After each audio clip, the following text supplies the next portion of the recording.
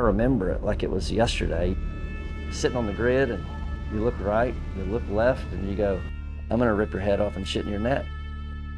You have to have that mentality to be a winner. Hell, we all know that every time we put a helmet on, that might be the last time.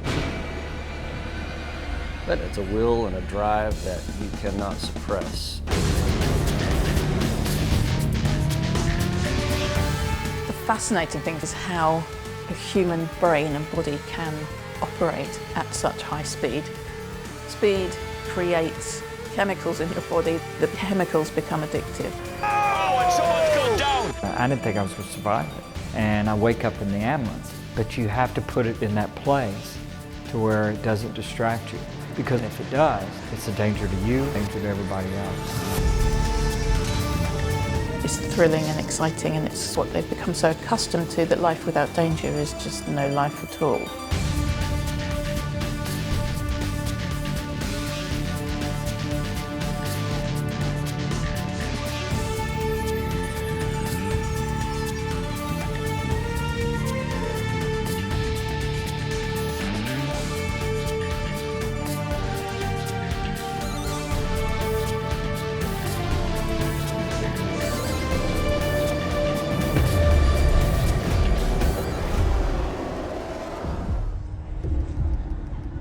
Well, this is it, round 12, the grand finale, to decide the British Superbike champion. It's come down to two riders and two teams.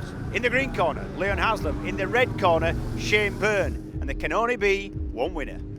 Racing's about a want, you know. You don't just race on weekends and then turn up 3 weeks later. It's every single day, sleep, eat, racing. And I'm lucky enough to be in a family that lives that way as well. Nervous, very. Myself, I would say Leon's a little bit nervous as well, you know, wanting to get the championship. I heard him wandering about 5 o'clock in the morning, so yeah, probably the same.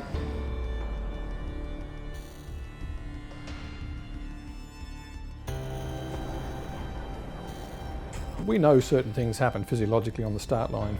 The heart rate massively elevates. It responds as if they're doing a marathon race. And of course, aligned with that is going to be an adrenaline rush associated with fear. On the start line, it's just get me through the first couple corners and not some dumb shit take me out. I know a lot of guys that would just feel sick, you know, butterflies before a race. Hell, my MO when I was a kid, I'd fall asleep. That's your body knowing what's coming up. It knows how much energy it's about to put out, so it just kind of shuts down. The great swimmer, Michael Phelps, they asked him, when you're on the blocks, what are you thinking about? And he said, absolutely nothing. And the thing is that you'd misinterpret that if you didn't understand what he meant by that as, well, it's just about adrenaline, holding the throttle wide open as fast as you can, and that there's no thought behind it. And that's not the case at all. That is the moment to where everything comes together that you've done for those, in my case, 23 years, to where you know exactly, basically what's going to happen, and you trust your ability to execute it.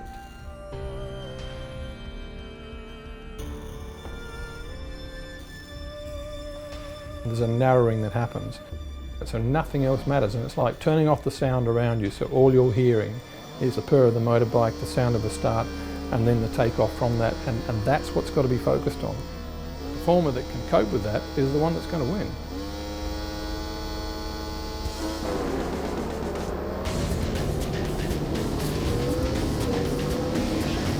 Is that Leon Haslam who stormed through the second? I think it was. He's in second now, is Leon. Perfect start for him. In a brilliant job. Oh,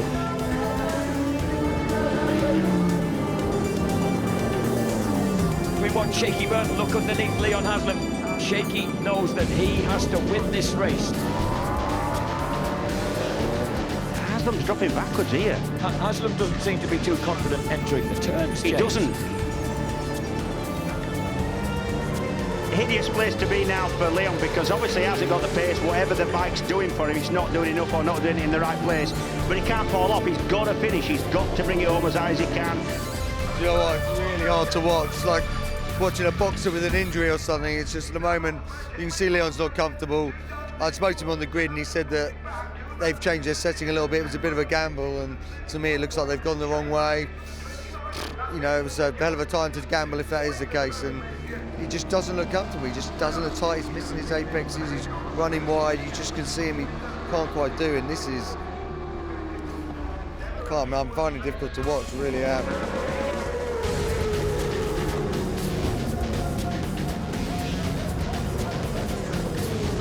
Haslam is in a challenging situation here. Linfoot goes through. We've almost reached the stage where Shaky Byrne will be leading the championship going into the final race of the season. I can't believe what I'm seeing here. Come on, Leon.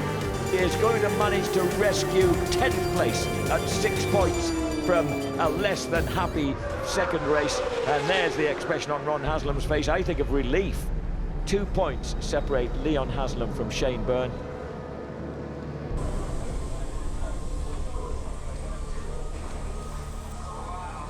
The leader going into the championship finale, Leon Haslam, having, by his own standards, a pretty moderate performance. It's led to some sort of seasoned hacks saying, has the old Haslam curse begun to start unravelling? It's a bit of sort of racing folklore that his father, Ron, and Leon almost have a phobia of winning championships. I think Leon was thinking, oh, not again. Because he came here with a realistic chance to win the championship last year before his handlebar broke, then it rained, then he fell off. So I think he was thinking, oh, here we go again. Leon has been runner-up many times. He's come into the final round at Brands Hatch before with the chance of winning the championship and not getting a result. He very almost won the World Superbike Championship again, being the dominant force for much of the season and then losing it in the final stages. I mean, Leon's got added pressure because he's always been in the shadow of his dad a little bit. He was a massive cult hero, and Leon's probably never really had that sort of adulation that Ron had. Forget what's happened in the past. It's not about what's happened in the past. It's about now. It's different. We're here. He's lost to, like I say, in the past, great racers in the world, in Britain. It's all about him now. He does what he needs to do, and he's champion.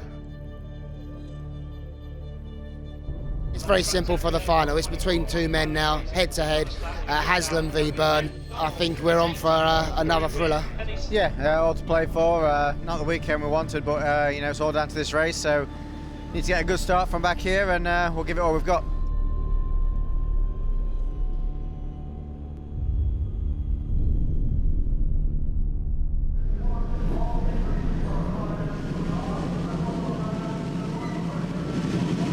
What can Haslam do? He's got to get a lightning start. He's got to produce something from the fourth row of the grid. He's in the middle of the fourth row of the grid. Shaky Byrne in the middle of the front row of the grid. The lights go out, and Leon Haslam does get a decent start. So somewhere in the middle of that pack will be... Oh, Leon Haslam's round the outside. Way round the outside. He's clawed back places. He's moved through into about 6th place after an astonishing start. He's ahead of Shane Byrne. Well, you never discount the very, very determined Derbyshireman. Start of the race, put all the effort into that last one. It was a big ask to beat Shaky anyway, but it was doing it. You know, it was all happening. We thought we were a chance to leave. And then we got a brake failure. Oh, Haslam's gone down! Haslam's gone down at horribly high speed. His championship is gone.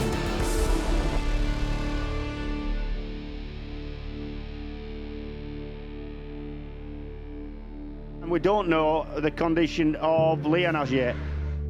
When you see how hard he hits the bales, you just pray that it's going to be all right. You forget about championships, you forget everything. You just go as long as it's okay.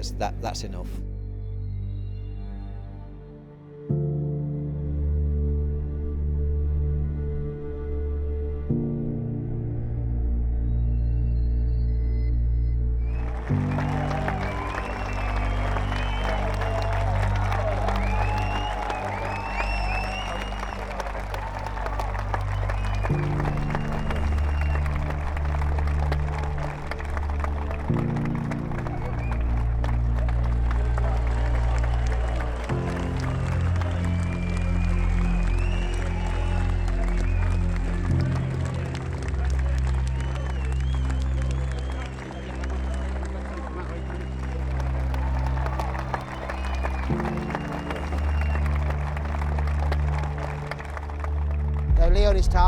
he's kind of been in this place before, but yeah, he's going to be, you know, probably not sleeping too well tonight, and I really wouldn't want to be around him when he wakes up tomorrow morning, just ruin what might have been.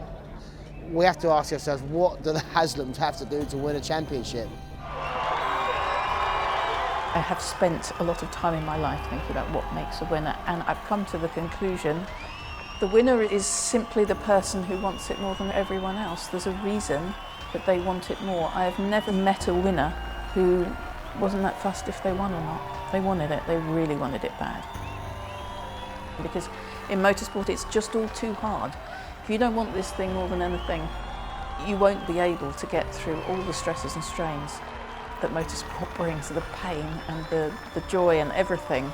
It's all too much. You've got to want it so badly.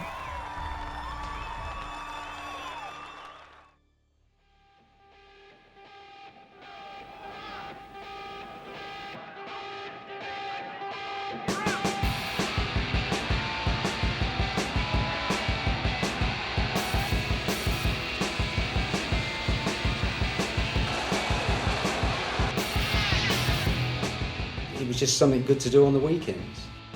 One of the biggest influences was Bill Ivey, because I loved his lifestyle. You know, he was always surrounded by crumpet or young ladies. Why do they do it? It's a sort of enduring question. I didn't grow up a motorcycle racer, but I was drawn to the psychology of these people. What actually makes them tick? Why do they risk so much? And I remember talking to Guy Martin once, and he said that the thrill he got was actually jumping off the bike before he hit the wall, and that sort of almost near-death experience. I think that's unusual, to say the least, but there is obviously a complicated psychology in it. It's quite funny really the way I first got into racing. Dad got some new bikes. I went down to Brands Hatch and ran them in for a couple of hours and went quite quickly, and somebody phoned Dad, so he said, well, why don't we enter a race? So I did. I think the family connection in motor racing is really important, in part because it's the setting that you grow up in. Someone like the Dunlop family, it's part of their heritage. They've grown up with that in Northern Ireland, in their family, and however many tragedies beset a family, they just carry on doing it. Part of it, I think, is just carrying on the sort of family name. Normally, as a young child, you'd be given a motorbike. You'd be very young when you get one, you'd be learning the skills, you'd have the thrills of playing about with a motorbike. You see the status, you see the adulation that your parents get or your father gets if he races, or your big brother. My dad was never a racer, but we always had motorcycles in the garage. So at 1.5, if I wasn't in the house, I'd crawl my way into the garage and I was sitting on a motorcycle making brum, brum, brum, making noises. You don't really know any better. It just kind of, your drive goes that way, and there's nothing you can do about it. Once you get focused on it, you can't turn a blind eye to it. That's where your heart wants to go. I've said many times that those 10 years that I rode in my yard from when I was 4 years old through 14, riding 3 or 4 hours a day, was my form of meditation. It was an outlet for me. I was shy, extremely shy. I couldn't really talk in front of people. Riding my motorcycle gave me that outlet, and the feeling it gave me, the sensation of movement, of accomplishment. It gave me the chance to leave Louisiana, to be able to travel the world, to learn, and to be able to do what I'm doing today.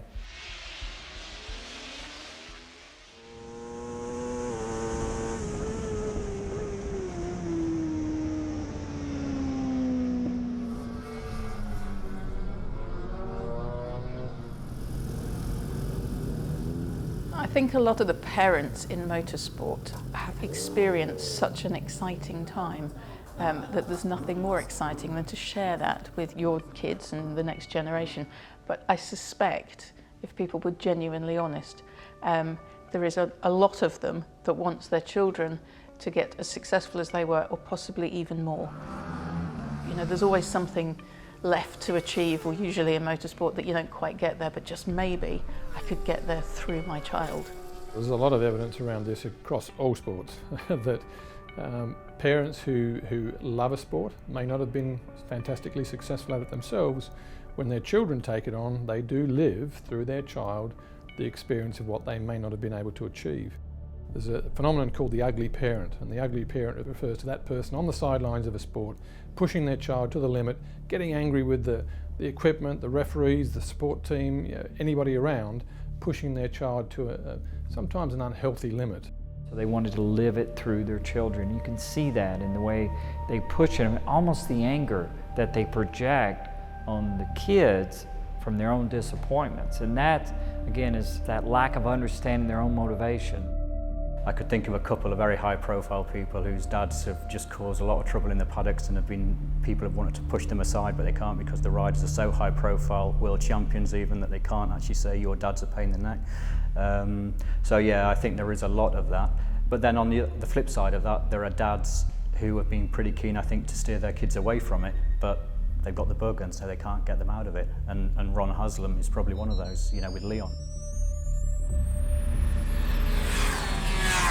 Ron got his nickname by being Rocket Ron. It was from his starts. He was incredible off the line, and he certainly, he never won at the World Championship level, but I respect him as much for what he does off the track, giving back to the sport and the relationship he has with Leon.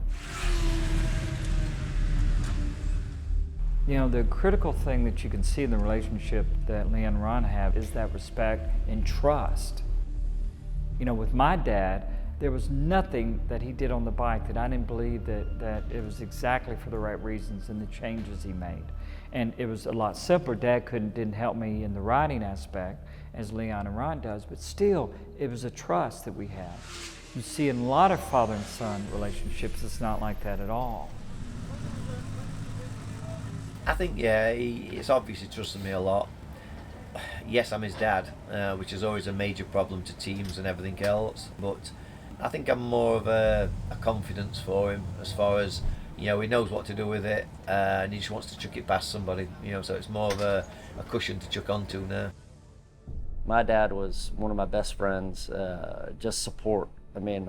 Hawk the house, put everything on credit card, change credit card to credit card, whatever we had to do to fulfill my passion, and whatever he could do to help, that's what we did. As far as pressure, sure, I think as a kid, you know what work he's doing from sun up to sundown to try and scrape a buck together to make sure you can go racing that weekend. Well, absolutely, that's a little bit of pressure knowing that he's working his butt off so we can go race motorcycles. So there's no going there and playing around. We're going to do the business. The engines rev, the lights change and they're away. Leon Haslam for the Eagles, look at that, straight across that mud section up towards Mud Hill. Leon Haslam on his 60cc machine, just 9 years old. Leon, how did you manage to get so far in front on your leg? Well, I just got quite a few good lines, and I'm quite used to the wet because I go down the field and that's mostly wet, and I quite like the wet. Yeah, from my point of view, racing's always something that I've only ever wanted to do. From I think 6 weeks old, I was at my first Grand Prix with my dad, and motocross, trials, supermoto, whatever we're doing, it's always been bikes, and it's what we love and it's what's in our blood. Leon Haslam, a star in the making. Well, his father was a star. Those of you that might remember Rocket Ron Haslam.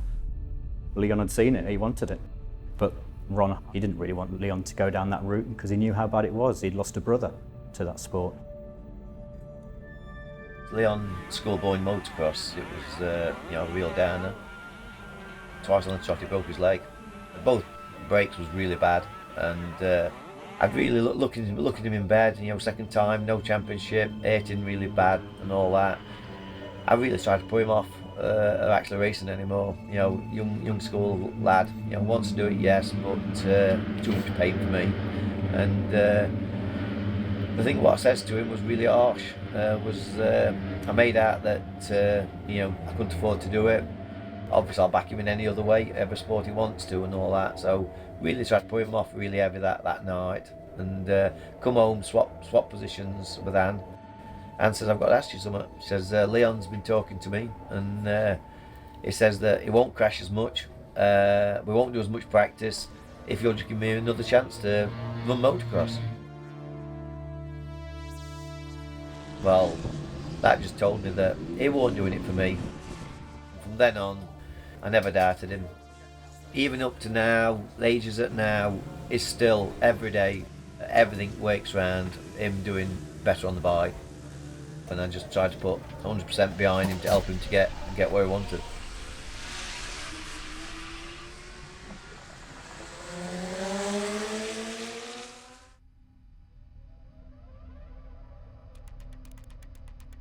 I find them the most fascinating of sportsmen.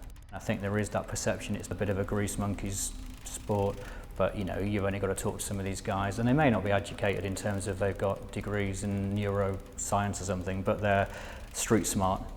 And if you can look through split lips and broken legs, then you'll find a lot going on behind the eyes.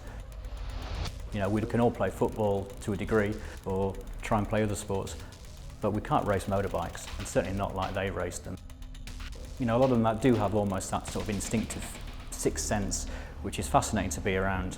They're gladiators. They don't really appreciate how extraordinary what they do is. Speed doesn't really affect me the way that I know it affects other people. Other folks that have not gone 200 mile an hour their whole life, speed freaks them out. You know, just being a passenger in a car gives them an adrenaline rush. My brain doesn't think anything different or doesn't wig out over 190 mile an hour. It's the same as 90 mile an hour. How does the brain operate at 200 miles an hour? It's just through practice. Over many years, your functionality of all your motor skills, your eyes and all your senses, you're just such a finely tuned piece of equipment, really. I could only guess and say we'd probably be all right in a fighter jet. We're subject to some pretty extreme forces when it comes to braking and accelerating. From a physical perspective, it would be quite similar. As you're experiencing a lot of G-force, your heart has got to work a lot harder to pump the oxygen through your muscles against the forces. So your physiology becomes incredibly robust. Motorcycle racing at its core, besides the danger aspect, requires you to have a tremendous amount of different skills. Be able to have mental clarity, to be able to draw on that at a moment's notice, to be able to analyze many things happening at once, trusting in your own judgment and trusting the situation. As soon as you put the helmet on, you get in that mindset and you're paying attention to everything. I call it the racer's mindfulness. You know, one of the things that mindfulness supposedly teaches people, and it does, is a self-awareness of what you're thinking. The reality is that true mindfulness is the ability to be able to project that out there, to see and feel everything. That allows your mind to be able to get in such a state that you see everything before it happens. That is when, as a racer's mindset, is when it's a great day. It's on those days. There's certain times where it seems easy. They will be able to see things almost in slow motion. I'm paraphrasing how they see it because it's not slow motion. But in their mind and the speed of their reactions, they're capable to react to things much, much better than somebody who is just an average performer. Your brain's so far ahead of the decision-making process. You know where you're going to brake, you know where you're going to turn in, and if you brake 2 meters deeper, then you might have to run a bit deep, square it off. You're so far ahead of the bike, generally speaking. It's not a decision to make when you get there. It's already been made way before that.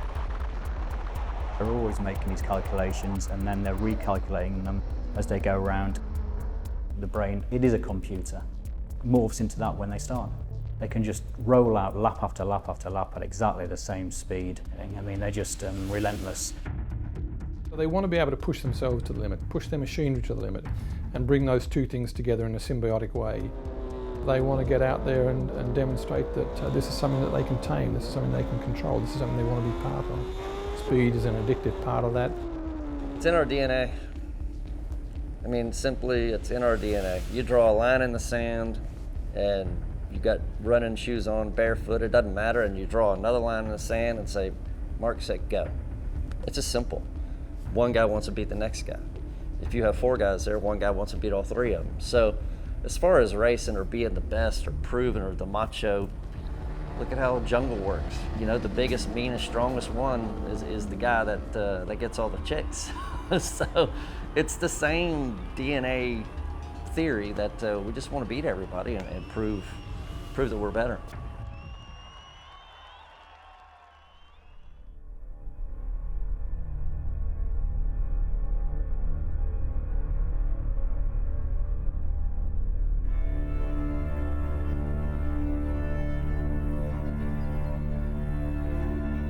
I think part of the attraction of the TT is that it hasn't really changed that much in decades, really.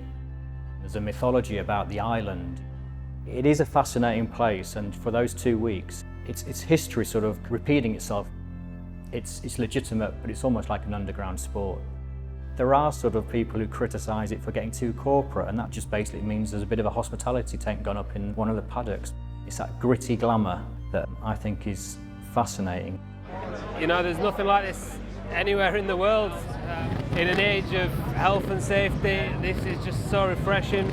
Everybody's happy to be here, and I think there's a sense of fellowship between the guys who watch and the guys who race, and it's mind-blowing what the guys are doing.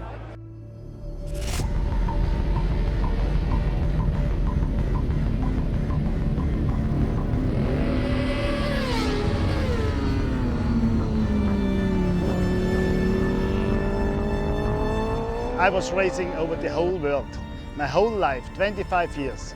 But one time, going down there, Glencrutchery Road and Bray Hill, in 30 seconds, you had more racing than with all national and world championship races I ever did. This is just, it's something different. If you do it once, you will think of it every day, your whole life. They're not doing it for money. They're not doing it for the fame, because it doesn't get much coverage, to be honest. But it's like Everest, you know, why do you do it? You do it because it's there, and it's a real challenge, it's a personal challenge. You can get a guy who can do it out of the back of the van, you can get a guy who can do it out of a plush transporter with all the equipment he needs, so it's I don't think there's anything you can do that apart from maybe run a marathon, where you can run with the elite people. It's sort of mythical as well, it's got that sort of folklore about it. It's the pinnacle of road racing. When you're at the TT, especially now when the sun's shining, you can see the prestige of the event, what it means to the people to be here and what it means to manufacturers and sponsors across the globe. You've no idea. You hear calls in from people all over the world putting tweets on about this, and they're all watching it and listening to it. I tell you, it's got bigger and bigger and bigger. This didn't just grow here out of nothing. This was all blood, sweat and tears for years and years and years, building it up and building it up. And sometimes I stand back and look at it and say, am I part of this here? Where'd this come from? The attraction for me with the TT, it's obviously man and machine against the road, really. It's a challenging place. It's more like an endurance event, really. It's 87 miles for one lap. I think it's over 200 corners that are on the course. The Isle of Man is all about anticipating. First time I went around at 99, I was amazed at the blind entrances, you know, whether the rises are going into the villages, and the fact that the commitment it takes, especially at the speed they're going, because everything you do here is compounded 3 movements later. This circuit is very demanding, you know, there's nothing nice about it. There's lumps and bumps and drain holes and all sorts of things that you can pile into if you get it wrong. You know, guys have to learn that one more than any other. You know, some people can pitch up to a track and they can learn it in a week. TT probably takes you 10 years. Miles ahead of yourself when you're riding around TT course. Most of the time you're doing 160 mile an hour plus. You can't comprehend what it's like to be travelling at that speed for so long. You're looking so far ahead, you're at the next point, and them next points are coming up so quickly. Even, you know, good long straights are over in a matter of, you know, a few seconds. So like some sort of computer simulation going so fast and it's flying by. And you say your brain don't get time to think about what's going on, it's just thinking about what's coming up.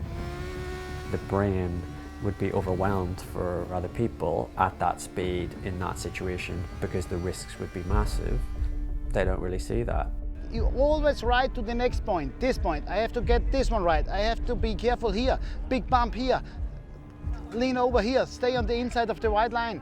You know, you work from point to point. They're not thinking, oh, there's a wall there, wouldn't it be terrible if I hit that at this speed? Or if there's another rider and they do this, this is where I could die, because that's not that helpful. It's a different world that you're living in whilst you're here for the fortnight, and your brain, your eyes and everything just to adjust to doing them sort of speeds. And then it's only when relatively things go wrong then the speed all of a sudden becomes apparent of how quick you're actually going.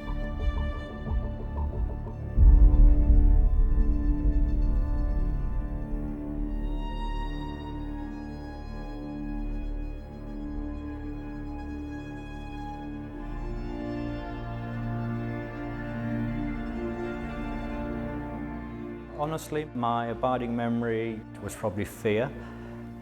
Every year I'm worried about the guys I sort of know, and I'm excited by the TT, but I just can't wait for it to finish at the same time.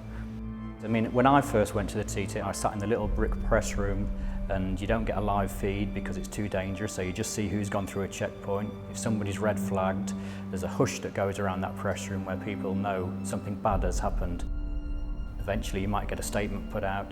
It's heartfelt, but it's almost generic sort of statement with sympathies and that sort of thing. And they literally just carry on. The flags don't even come to half-mast. It's an astonishing thing. And for the riders, they're all deeply touched by it, but they shelve it. It's literally do that. They park it into the back of their minds, and then afterwards they'll probably feel rotten for it, but they won't stop. They can't stop, I think. Anyone coping with any kind of grief will deal with it in their own special way. You see an outpouring, on a racetrack when somebody's died. There's such a tight-knit community, and I think everyone shares that grief. And then you would probably end up questioning yourself about, why am I doing it? Should I continue? Should I get out while I'm okay? What I would do as a sports psychologist between events of this sort is often do a lot of work with an individual who's suffered as a consequence of something happening in a race. That may have been the death or loss of somebody else, could have been an injury. How do you accommodate this? How do you deal with this in your own mind? We often refer to putting things in a box before you go into the competitive arena. So before you get on the bike, before you get in your performance area, make sure you've left behind all the things which are distractions, which will be negative things from the past. It may have been the previous race, it may have been something that happened outside of a racing event, but you've got to leave it behind, because if their mind is then distracted by, what if I crash? What if I lose control? What if something goes wrong? Then you're at greater risk yourself. We've all lost loved ones or friends or teammates. I've lost a couple teammates, so it's tough. We all deal with it our own way, and I think as racers we probably suppress it more than the average just because we're out there doing it. I watched one of the Swiss riders crash in front of me at Le Mans, and I could tell as he slid along and he hit one of the catch fences that it was not good. You come into the pits and you feel it, but you have to put it in that place to where it doesn't distract you. Because again, if it does, it's a danger to you and it's a danger to everybody else. And it's one of the most difficult things we face. Sometimes you could think, look at what you're doing to yourself. Is this a good idea? But you'd never ever talk them out of it. It's what they love, it's what they want to do. Fingers out of the door, slide across. Thank you very much.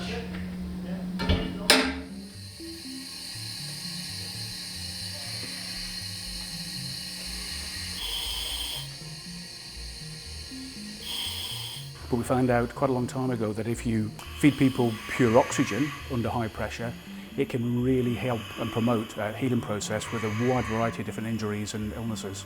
Generally, we would say on an average, we could knock down a healing time by maybe a third. Okay, sometimes it's happened a lot faster than that. But also, you tend to find if you fall off a motorbike at speed, or you get hit by something at speed, it can cause you a bit of a head injury too. So we're not only healing that, but we're also helping with the potential of maybe a small amount of, so we say, non-reasonable thinking. So the oxygen again will help give them a bit more clarity of thought. I hate to be a spectator. I feel completely useless. 4 weeks ago, exactly on the day when all the bikes were prepared, all the stuff was loaded into the vans, about 8 hours later, I broke it.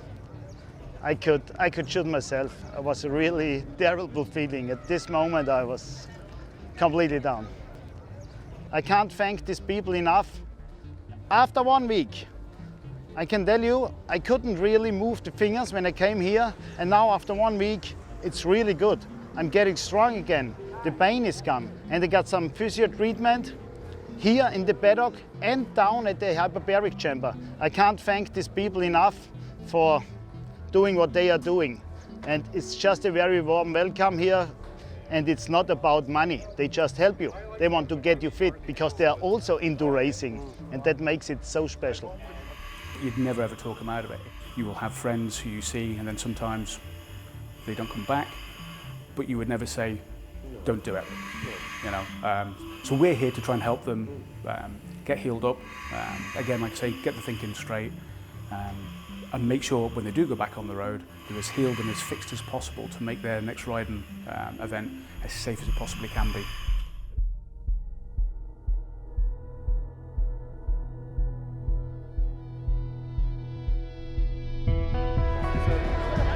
The senior on Friday is so close to the call because we've got 3 guys in Peter Hickman, Dean Harrington and Michael Dunlop. All of them have done a lap record each this week in the different classes, and they've all got a victory each as well. So we've got 3 guys there, all with good reasons to win it, all with good reasons to be confident, and I think it's so close to the call right now. I think that's the one everybody wants to win, nobody more than Pete. When he talks you around it and shows you every bump, every drain, the hedge, the light coming through the trees, the wind, it's just how they remember that is, well, I still don't get it. This is something different and unique, you know, you're doing it once a year. Top speeds are about 195-ish on the Superstock bike. On the Superbike we've touched maybe just over 200 in a couple of places, so you know, it's normal public road, so it's pretty exciting to watch. You know, in the lead up to the TT, go through the same motions, ensuring that we are as best prepared as we can be and that the bikes are as safe as we want them. Safety is the biggest thing, and the lads are on it all the time. You know, we get a free day, but they're still there checking it all the time. No, I mean, it's a big thing for them. It's a nerve-wracking thing for them, probably more so than the riders. You know, they're the last people to touch that bike. They're the last people to touch you probably as a rider. They're, the last people to talk to you as you set off down that road. And you know, that's a big thing for them as much as it is for anyone else.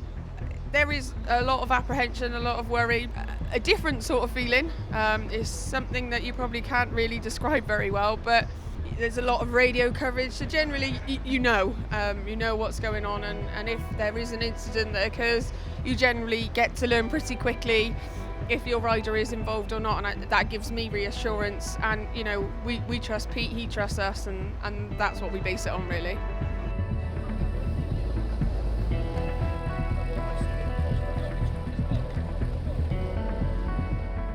All the riders we've ever worked with are maybe not as relaxed as Pete. Pete was woken by the sidecar race because he had a lie-in. He is a little bit unique in that sense. He's really, really laid back. Nothing phases him, nothing bothers him.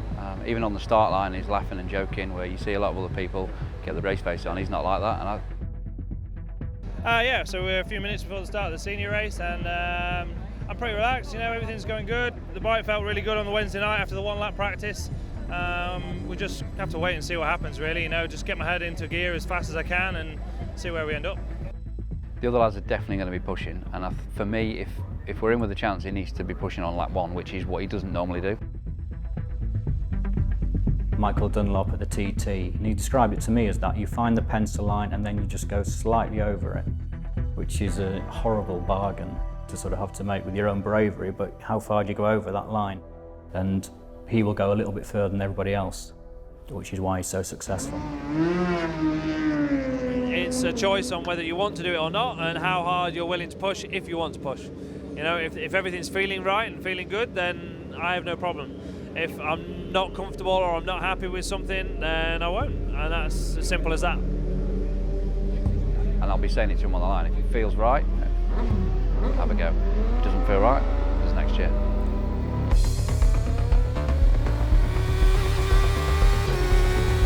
Peter Hickman, another of those who's been tipped. He's got his first TT win.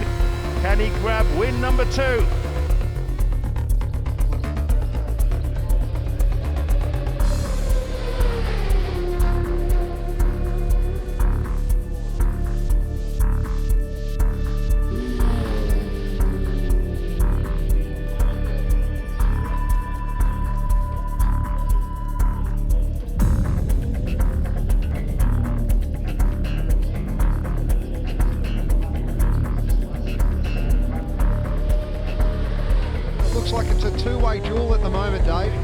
5.7 seconds the difference between them.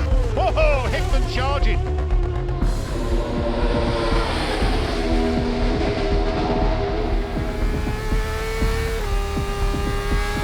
On that kind of last 2 laps, I knew that I really had to push hard.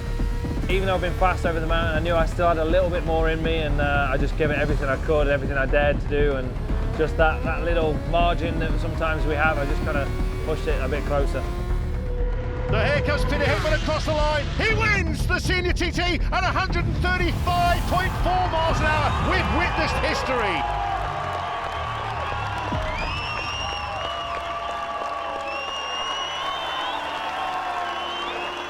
As a bunch of grown men going racing, you know, we're all in tears. And why does that happen? You know, because it means so much to you.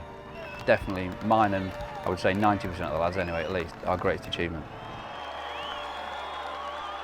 Yeah, we've just gone and won the TT Senior. Absolutely brilliant, you know, to top the 2 weeks off with the biggest win of them all, the Blue Ribbon race. What a feeling. It didn't really sink in until sort of the weeks after what he achieved that day. Something sort of exceptional. He put himself closer to the limit in that senior race than he ever has been before, but the way in which he rode, the commitment that he showed, and also, you know, the hitting every marker was just great. We knew he had it in him, and we knew the bike was capable of it, and thankfully it all just came together on that day. I understand people saying it shouldn't happen in the modern age. You know, I can totally get that. I mean, if my son was doing it, I'd be absolutely mortified. But I think one of the whole things about the TT is it's free will, and anyone's entitled to their own personal challenge. So even though it may be sort of alien to you, I don't think you've got the right to stop other people doing it. We know the risk. You know, we feel sorry for the family and if kids be involved or whichever. But at the same time, you know, die doing what you love to do. You can't really ask much more than that. It's a lot better than being stuck in a hospital bed and, you know, somebody having to wipe your ass.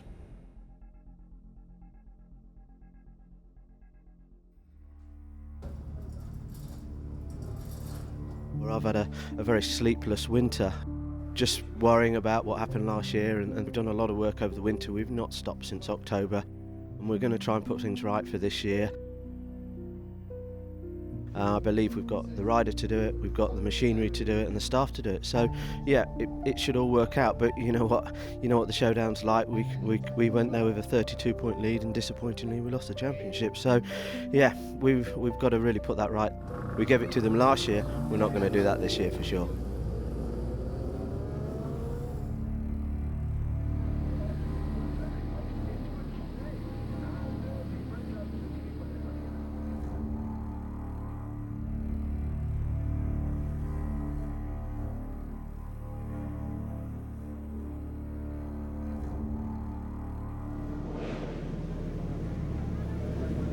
So we're ready to go, guys. This is it, the first race of the year. What a packed grid of talent we've got here.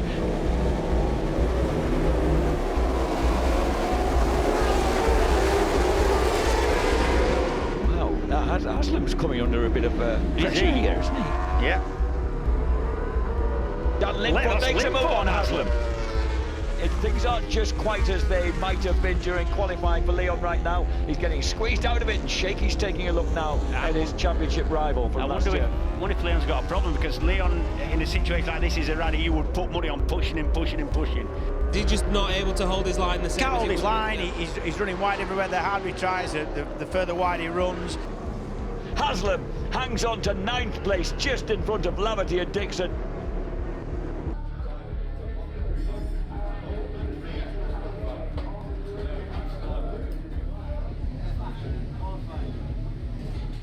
There was something wrong for sure. You know, it's easy to blame a bad tyre or something else, but we need to get the bike back and analyse it properly. We just don't know. We were completely stunned, and I was gutted for the whole team really, because I know it's only the start of the season and there's plenty of time to catch up. But it would have been a nice reward for the team for all the hard work that they put in over winter to have got that one in the bag. I think you need a lot of patience. So if they're injured, if they're frustrated, if they're angry, if they're happy, you have to adapt to how they are. Anne is my best friend. I couldn't do what I do with Leon without her. I don't think Leon could do what he does without his dad. We all live together at the farm as well, separate houses but together. We go on holiday together and we race together. So we're all very understanding of each other. We compromise. You know, there's things that I do that annoy Anne and Ron, and there's things that they do that annoy me, but you talk about it and we're all adults. So we get on because that's the way it works. If it didn't work, it would be very difficult.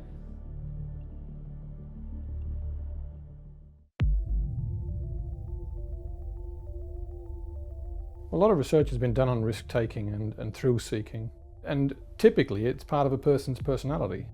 You don't often find people that are introverted with a certain set of characteristics who seek thrill. You do find people who are not always extroverted, but they certainly have a desire to create an adrenaline rush and a response which makes them feel a bit on the edge, and those tend to come out of a personality type. And that personality type then will reference itself through life, finding ways in which they can put themselves on the edge all the time. And it's a little bit like a drug. All racers have some little weird thing. My wife thinks I'm nuts. I do get a bit OCD about some things. I like things to be perfect. You know, the bikes to be lined up, looking good. You have to have a passion. You have to have a drive. I would personally constantly push every area of my life to find out how much I could get away with. I'm going to go the fastest, I'm going to push it the most, I'm going to find that little bit that's going to make me absolutely the best. And that is such a compelling journey. Those that I've worked with and those that I've spoken with love the speed. That becomes something which they've gotten into the sport for quite often.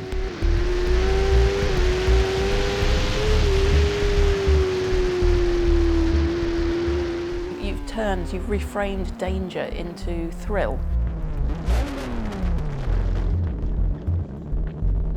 That is exciting, it's addictive, it's thrilling, it's very pleasurable, and our bodies will produce all the necessary hormones, chemicals to manage that.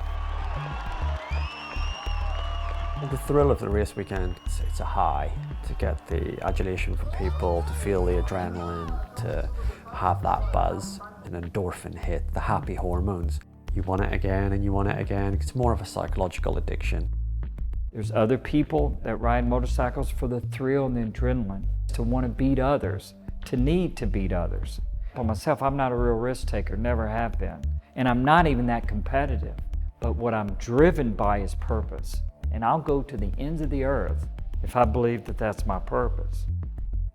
Man, honestly, I rode my whole life for money. I mean, for glory, for sure, but I rode, money was a big part of it, because if you're gonna risk all this, your life, your family, if you're risking all this and you're moving your family and putting your family, you know, maybe without a dad, yeah, I can't, it's glory when you win, but you're not gonna do that for nothing. But secondly, is also almost certainly going to create some health problems later in life.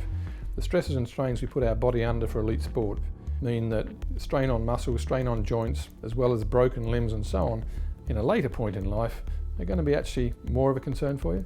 So the financial benefit gained through that is a coincident of it, and one which I think most performers probably want both of. But then it depends on success. And so if you have sustained success over many years where finance is no longer an issue, it's not about the money. It then becomes about the record that you're trying to leave behind.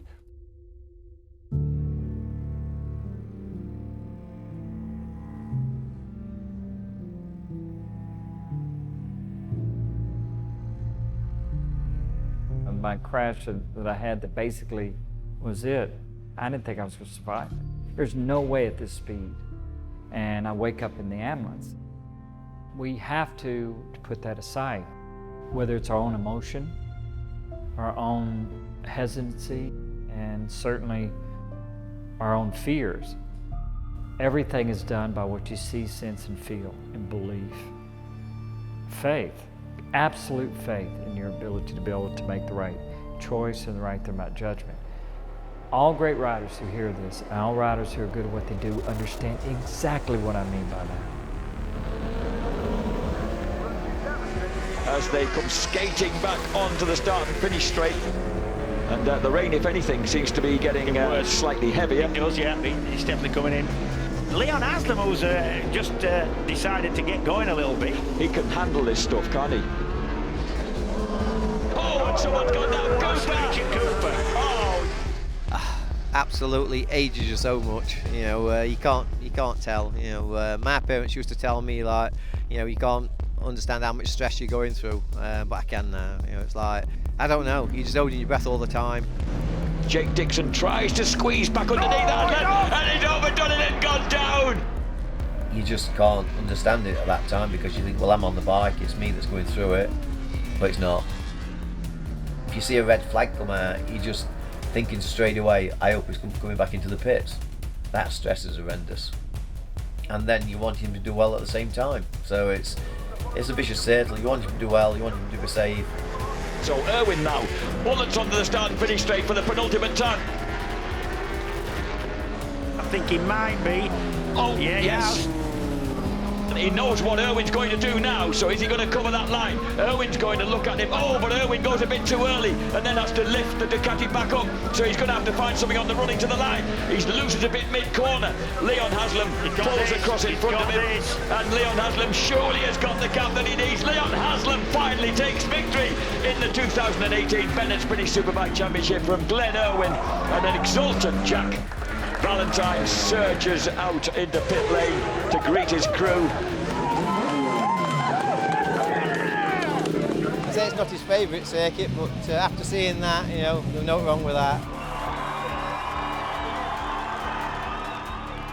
So I think a winner is somebody that refuses to get beat. You can't go into a race and think, man, I hope I win. I hope I have a good race. That's not a winner. Brooks is trying to get around the outside of Haslam. He chops into the final turn. Can he gain? Could it be Josh Brooks and McCallum's Yamaha for the first time? Haslam's alongside it. They collided with one another and they go up the hill. Oh, it's absolutely neck and neck. Haslam gets it.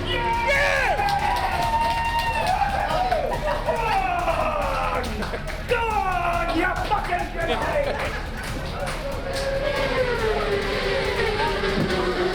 Oh yeah, Brooks, a little bit wrong that way. He actually did that on purpose. It turned into it if you look at it. So that was a little bit wrong on Brooks' half. But it's racing. You know, Leon's all right with that, which is nice. And the Haslam's like a ball. Leon's always loved a race, a real race. I'm just so happy, you know, you've worked so hard this winter, and every year I say to my dad I'm going to win here for Father's Day, and this year I've managed to do it for him. So happy Father's Day.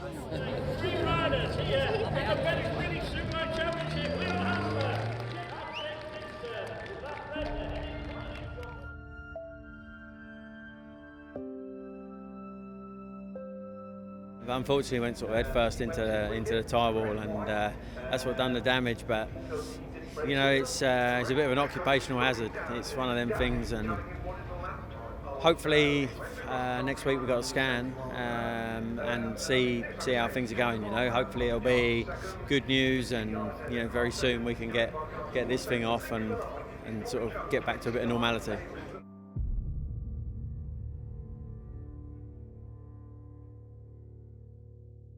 The most difficult for most is knowing when to retire. In my particular case, what made it so difficult is that everything I did in my life was through racing. Road racing history is made. A lot of people said it couldn't be done, Freddie Spencer, but you're the 500 and 250cc world champion. What does it feel like? Well, Chris, it's hard to put into words. It's a dream come true. It was a year and a half in the making, and now that moment, you know, happened, and it was amazing, absolutely amazing. Then the next thing that personally you think about is, you know, where you go from here. In the motorhome alone with the 2 trophies, I had this overwhelming feeling of this was coming to an end that I really ignored. It's probably more obvious to everybody else when a racer should retire than it might be to the racer themselves. With age, we tend to become a little bit more conservative, a little bit less willing to believe that we're invincible, that we are indestructible. And when those things become an ever-present feature, pretty tough to stay in the top. Self-preservation kicks in, and you start waking up at 32, 35, and hard to get out of bed, and knees are creaking, and shoulders are jacked up. So, I mean, that slows you down eventually. And so you'll see the diminution of the performance consistently from the racer as they begin to self-doubt themselves. A couple of people I've worked with in motorsport have reached a point where fear became the predominant factor, and that was the reason why they retired. And I think that's not going to happen with everybody. For some people it may just be that they become slower, but slower is an indication of the system not working effectively. Physically and mentally they're no longer in the place they were before. And perhaps sometimes people go a little bit too long, and when they go a little bit too long they're at greater risk of themselves and for others as well. It's very rare you've seen a racer get out of the top, and even if they do, they often come back. I remember sitting down with Valentino Rossi in his motorhome one year at Assen, and him swearing to me that he would be retired by the age of 27. And he's now 38 and still going strong, not as strong as he was, and he's never going to be as good as he was. He knows that, but you know, his attitude's changed. He can't give it up. I think it's a real problem for racers when they retire, because there is nothing that can really touch the sides of that thrill that they've experienced. So you're left hanging with a void in your life that is so vast, and nothing will really replace the thrill that you require to function normally.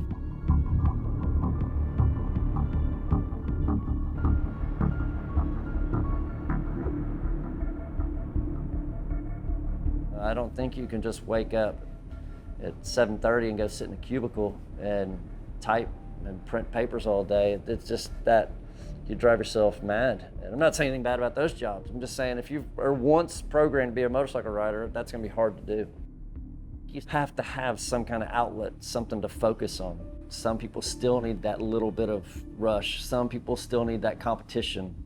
I didn't want to crawl in the dirt years from now and not have shared or tried to teach or race motorcycles for 37 years. So it kind of felt like a shame to not share it. So we built this.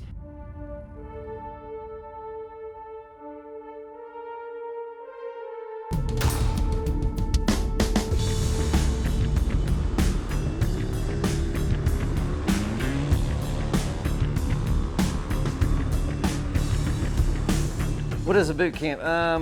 Paradise to a lot of folks.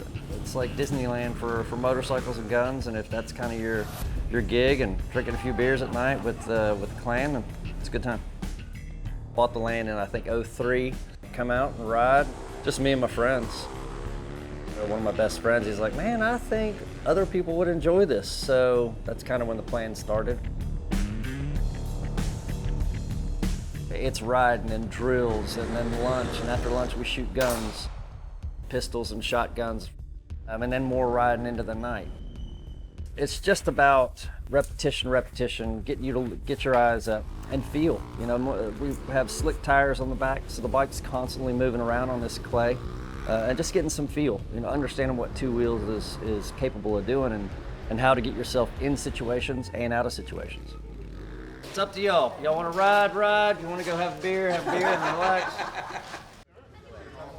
As racers retire, the more opportunities they have to be able to contribute. In my case, it was the transition from 29 years of racing to doing my school. And it was the best thing that ever happened, and it's what began that transition to where I'm at now. And I love being involved with it and to share that. And so for me, it was, you know, realizing that there was my involvement with motorcycling was now going to change to what I could share and give to others. I realized what I'm helping the average rider do is to learn how to ride not scared. The average rider rides with fear. Now, that fear is a healthy thing, because the last thing you want to be is disrespectful, dismissive about the difficulty, and certainly arrogant. It just means I have a clarity of exactly knowing what I can do and then what I need to do to execute what I can do. And that allows you to be able to then deal with someone that you come up in lap traffic, someone crashes, someone affects what you're doing, and your ability to be able to block it out and move forward. You know, a lot of people just have this vision that it's a lot of kids that come here and we're breeding kids to make them faster. It's actually quite the opposite. The reality of it is we have all sorts. Probably most of them are my age, you know, 40 to 45. Get a kitchen pass out of the house, and you know, some of them bring their wives and bring the whole family. So you have to have a passion.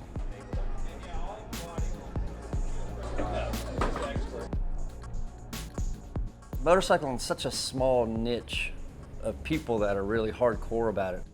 Anybody that has any kind of passion as far as bettering their skills, everybody here bonds. You got 24 folks. Everybody's sharing emails and phone numbers and the whole 9 yards by the time they leave. You know, motorcycling, one of the great things about it is emotion driven. I talk to people of all walks of life, and the main thing they talk about is when they get on their bike and when they go out to ride and they go to that place, whatever that place may be.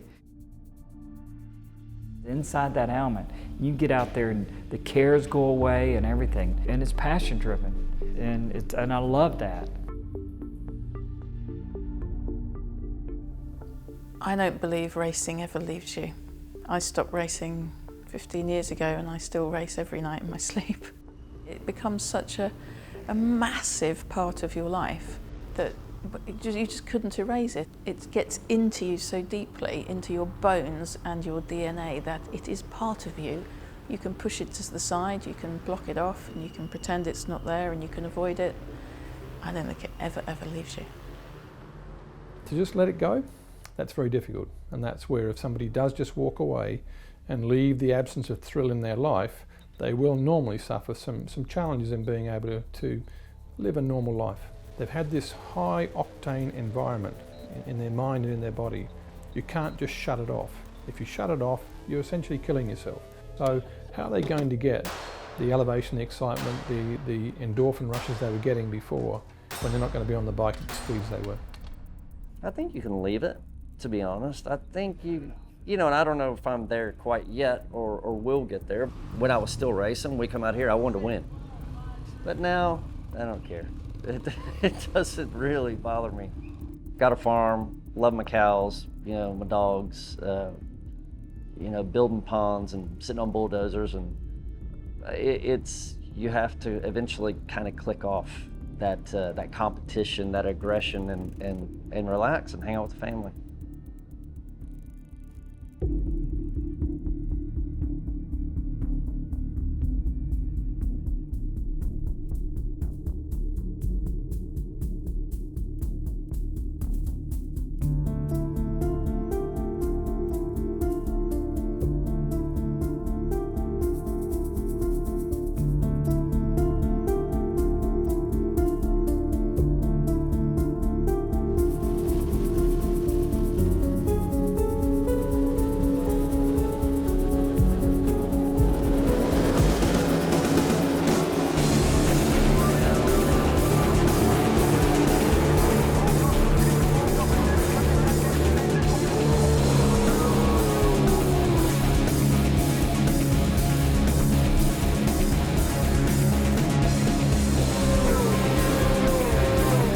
The 25th lap of 30. Leon Haslam still leading the way.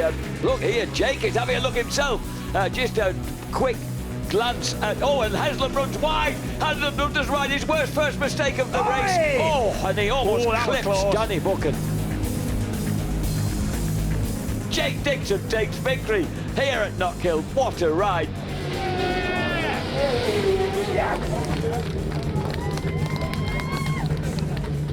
We're there to do a job and win a race. If we don't win a race, we say, hey, you know what? There's always next weekend. I mean, if you get too high when you're high, your lows are going to be twice as low. So you kind of gotta float it. It's a fine balance.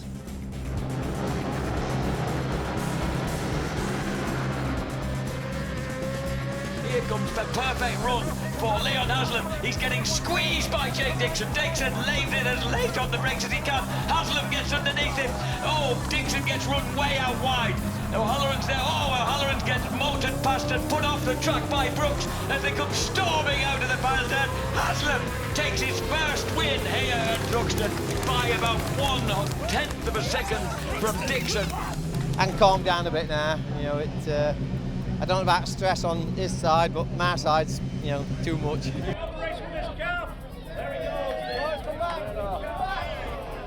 You have times, you call it your own golden era. You know, as a racer, whatever that time frame is, where you look right, you look left, and you go, you're not gonna know what hit you. You have to have that mentality to be a winner. Ooh, look, where's Haslam going? Quick in there. He's going to try and go around the outside and get inside it. Brilliant move by Haslam. He cuts down into Luffield. What a move. I'll tell you what, I've never seen that done before, Jack. You see it at every level, even at the very top levels, guys that can go quick for one lap, but they can't do it over the distance of a race. They get in a battle and they try to push and make mistakes. The very top guys don't. And what's the difference? Discipline.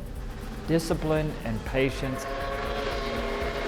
You don't want to be impetuous about it, because then you make a mistake, make it worse. The person gets hurt is you. You let emotion come into it, and then you make bad decisions or rash decisions, and that doesn't, you know, serve yourself or anyone. Number 91, Leon Haslam, crosses the line to win again for JG Speedfit Kawasaki. Everything's going really well so far, but the showdown's the showdown, so we've got to hit the showdown as hard as we can. I think we're seeing a completely different Leon Haslam this year. He's won 12 races. He's generally been the fastest guy, and he's been so consistent. I just think he looks like a more complete rider. I think he's riding the best I've ever seen him. At the same time, Jake, I've never seen him so confident. I've never seen him buzzing so much, and he's coming into this really rich vein of form right now at a critical time. Hey, Leon will be feeling all the pressure now. He'll be absolutely on. I can't even explain probably what he's going through, but I can tell you I'm chilled, and yeah, I'm going to enjoy this one.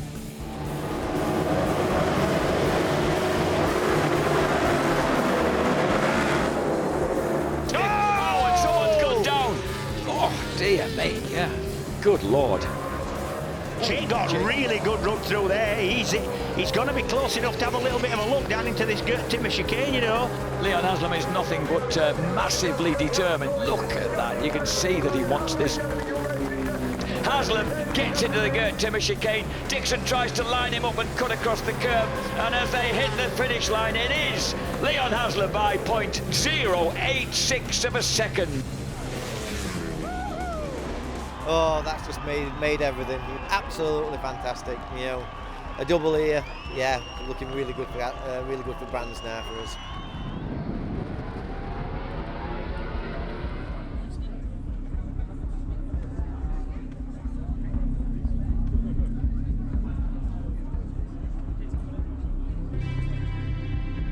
I've been dreaming about winning any championship from the age of 4, so to miss out on it these last few years the way I have, definitely it's more of a nightmare of me not winning it, but hopefully we can make it count this year.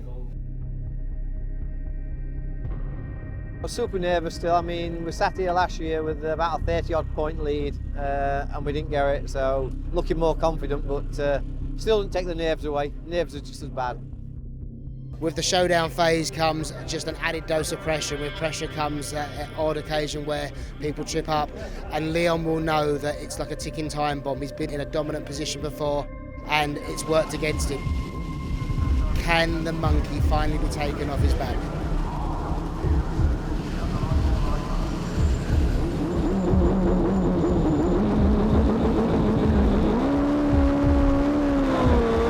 Good starts from both the men on the front row of the grid.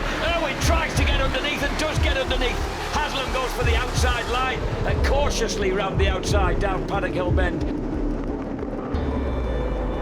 You get the feeling that Leon's not quite that relaxed. Yeah, you've got to make a decision in this instance. He's got to decide whether he's going to go out and win. Sometimes that's easier and kind of, you know, safer. Sometimes when you're nervous and there's things happening, you're not riding with kind of abandon and you're not relaxed, you're a little bit tight sometimes.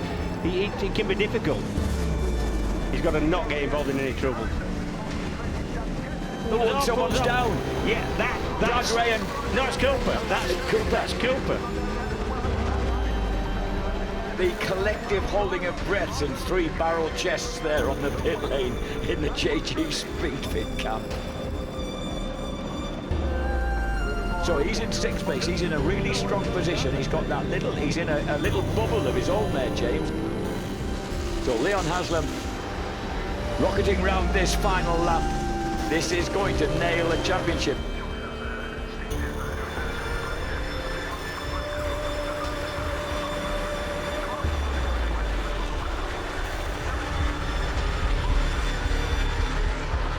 Number 91, Leon Haslam takes 6th place. That is enough to clinch the 2018 Bennett's British Superbike Championship.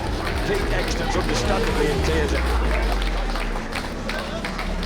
You can't win 14 races in a season and be as dominant as Leon's been and not thoroughly deserve to be the champion. And just want to be one of the first to, to say well done.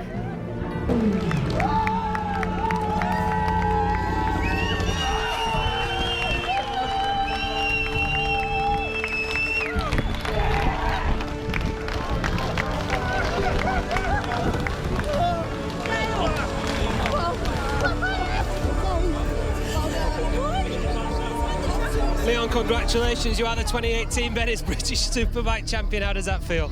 Honestly, that was the longest race ever. I was having a little bit of problem with the front and everything started going through my mind. I kind of settled, but it was definitely a long 20 laps that was.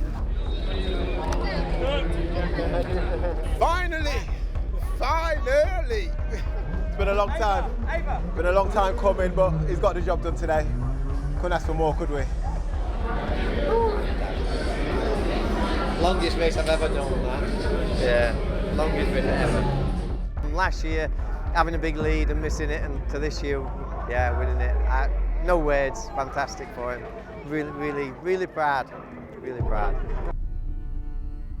Leon Haslam!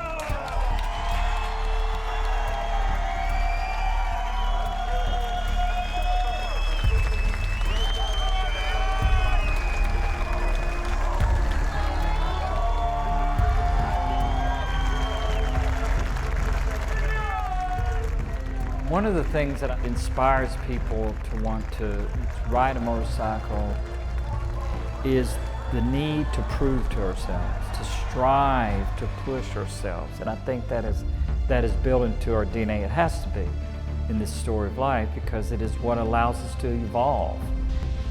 It's in our DNA. One guy wants to beat the next guy. You have to intertwine victory and hard work, the glory. You have to intertwine all of that. Once you put all that together, then you can say that outweighs the mortality thing. It's competition, a paycheck, and following your heart. Pretty simple.